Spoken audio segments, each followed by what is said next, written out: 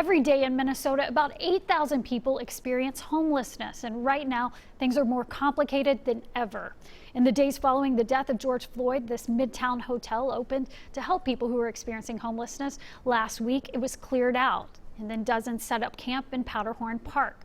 With COVID-19, shelter space is limited, so are the choices. I spoke with one young man who is living it all firsthand. Good morning, Abu. Thank you for joining us. No problem. Good morning. Good morning. So glad to have you here. Now, I want to talk to you. We met a couple of weeks ago, and you gave me your powerful story. Let's talk for a second about how you found yourself experiencing homelessness. And I think it was 2008, right? Yeah, it was in 2008 originally, coming back from Rochester with my mother and her passing away due to drug addiction. And you've been fighting the battle ever since, right? Yes, I've been fighting the battle. When I first started, I was going to high school, and now it's been a lot of years later. I'm pursuing my GED and whatnot. But yeah, it's been roughly over 10 years now.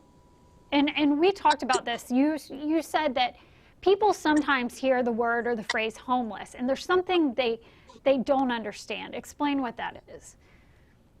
Yeah, it's a lot of times they don't understand that these people who are a lot of times homelessness is not just the financial part they're missing. Sometimes it's the criminal record and not giving a person a chance where they may have made a mistake, and that takes years and years for you to be able to develop that off your record, you know. Yeah. So that's sometimes. You were saying people's rental records may not be good, and it just kind of on and on. They can't find a place to live, right? Or just not have good enough credit. I mean, you can have no credit and not have any credit, and a person might not want to take the chance with you because it's like in the air. They don't know whether you're going to be a good tenant or a bad tenant. So a lot of times people are not willing to give people that chance, even if they don't have any credit sometimes. Well, we know that you, first of all, you were living in your car recently. What happened to your car? Well, I was at the protest, and recently at one of the last ones I attended, my car was set on fire. And we have video of that. It was definitely, I mean, it was torched, basically, right? Yes. And so then you found yourself living in the Sheraton Hotel, which seemed for a while it was going to be a sanctuary, open, and then it closed down. So what was it like having to, getting to be in the Sheraton and then thinking, no, I have to go somewhere else? What has this week been like for you? Well, yeah. I mean, it made sense because at the Sheraton, besides the misbehavior I seen, I mean, it had a really good upset about it, like as far as the rooms and the caretakers. To me personally, I didn't see it sometime lasting that long because we had to facilitate that type of thing and people were taking advantage of it. So, I mean, but as far as what I seen is staying there, I mean, it was a beautiful place. People were staying there, getting a bed to stay in and getting donations, getting a lot of necessities, things that they need. And that's what I want to talk to you about.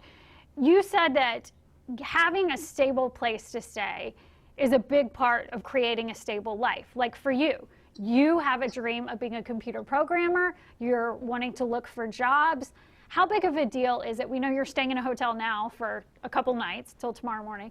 How big of a deal is it to have that private place to lay your head? To have your own privacy, to prepare for things like job interviews, to even wake up in the morning and prepare yourself. You're going to need that privacy. It's hard. Let's talk about, before we go real quick, I know you have some dreams, some goals. Let's get them out there to our audience. What are you aiming for? Like you already know, I want to go back to school and pick up a trade like computer programming. Another thing is I study Arabic a lot. Besides trying to be in the community and do like small outreach work with different people I've met during this time from this area and whatnot. But I also teach young children Arabic, and I like to get back into that and get back influencing the community and hopefully mentor them in a way too, because I mean, just teaching them the language isn't enough. You have to mentor them and sort of mold their young minds at that time, you know.